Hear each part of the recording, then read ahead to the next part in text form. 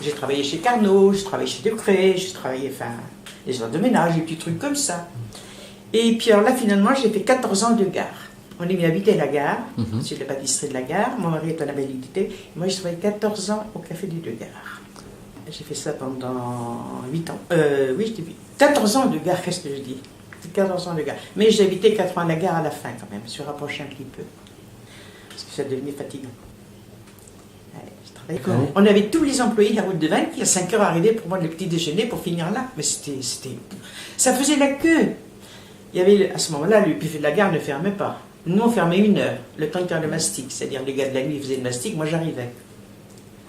Et on attendait que la gare ouvre pour que tout, comme on dit, toute la merde, toute la jaille, ça aussi, je vais vous le dire, aille à la gare, et après, nous, on ramassait tout le meilleur. Mais c'était fou, c'était fou.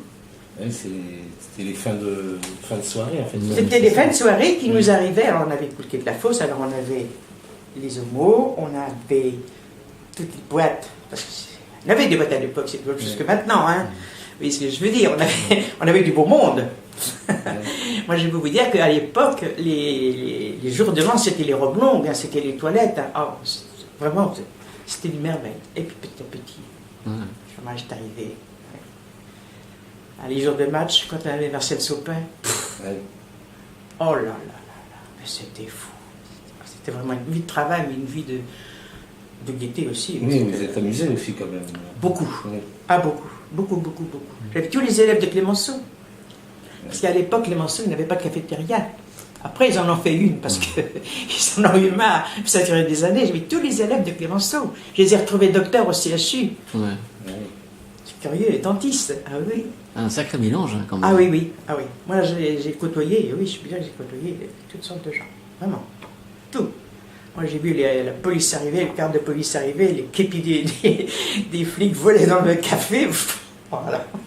J'ai vu d'autres choses, bien sûr, aussi, mais là, vraiment, ça a été, je veux dire, 14 ans de gars, de travail, mais c'est ce qu'on appelle les 30 glorieuses.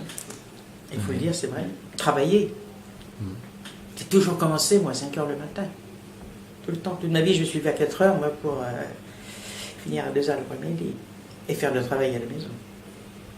Et ta moitié, ah bah si vous me prenez là-dessus, un sac bien chargé est à moitié porté. Il est à l'approupement, le sac. On le prend, on l'attrape par la gueule comme ça.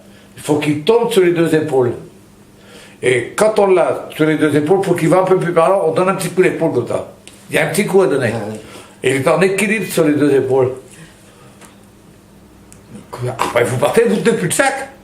Vous partez à monter dans les wagons sans tenir le sac. Je mettais jamais la main sur le sac. Quoi. Ah oui, jamais. Non. Les copains non plus, hein, les porteurs, je parle. Tu t'es fait pour la première fois, bah, il faut qu'il se débrouille, le pauvre gars. Hein. Mais on t'est habitué. Non. Et c'était des sacs de quoi? Qu'est-ce qu'il y avait dedans? Oh bah, quand c'était à l'hiver, là, c'est la fin maintenant, c'est les sacs de Cuba, les sacs de sucre. Les sacs de sucre de Cuba, ils commençaient à 80 kilos, ils finissaient à 120 kilos. Alors, vous arrivez de courir pendant 1h30, 2 heures avec 90, 100 kilos, 110 kilos, puis d'un seul coup 120. Oh, le rentier. Moi, j'avais l'os ici, là, toute l'année arrachée. Oui. Et pourtant, j'avais un capuron. Pourtant, j'avais un capuron. Tu sais pas ce que c'est, le capuron. Un capuron, c'est comme une serviette qu'on se met autour de la tête, et la bavette tombe derrière. Ah, oui. Et en dessous, on mettait une serviette de toilette. Encore en plus pour protéger l'os, là. Ça l'arrachait quand même.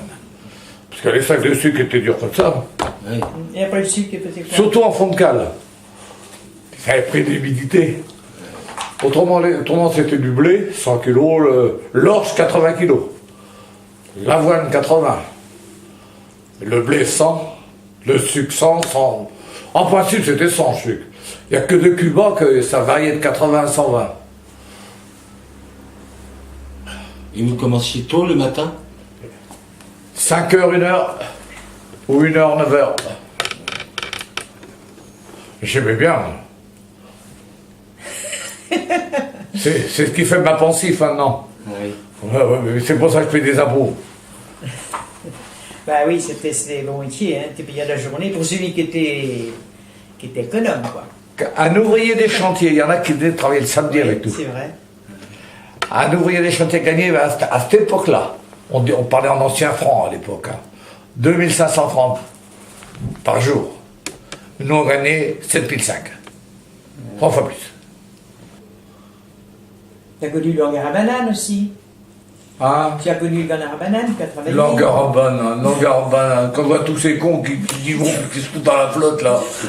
Moi j'ai bu, je me suis saoulé, j'ai mangé, j'ai fait l'amour, j'ai tout fait dans le hangar à banane. J'ai jamais tombé à l'eau. Bourré comme une nuit, j'ai jamais tombé à l'eau. Ah, qu'est-ce qu'on peut rire avec ça? Je sais pas comment ils font. Ah ben nous, on n'aime pas de cannabis, nous. Ça n'existait pas. Ah, quand on tombait malade ou était blessé, n'importe quoi, sa femme était sûre de casser la croûte avec nous. On faisait une manche tous les jours. Ah, tous les jours on mettait à la manche. Comme ça, la femme à la maison, il y avait un collègue qui allait lui porter la manche. Ah, ce qui est la À casser la croûte avec ses mômes. Hein. c'est Vous voyez ça chez les ouvriers, là? Ça n'existe pas, ça. Faut savoir perdre. J'ai toujours su perdre, moi. Et quand j'ai gagné, j'ai bien gagné aussi.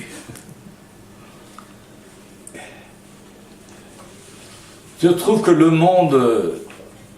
J'ai plus ma place dans ce monde, dans le monde actuel. Là.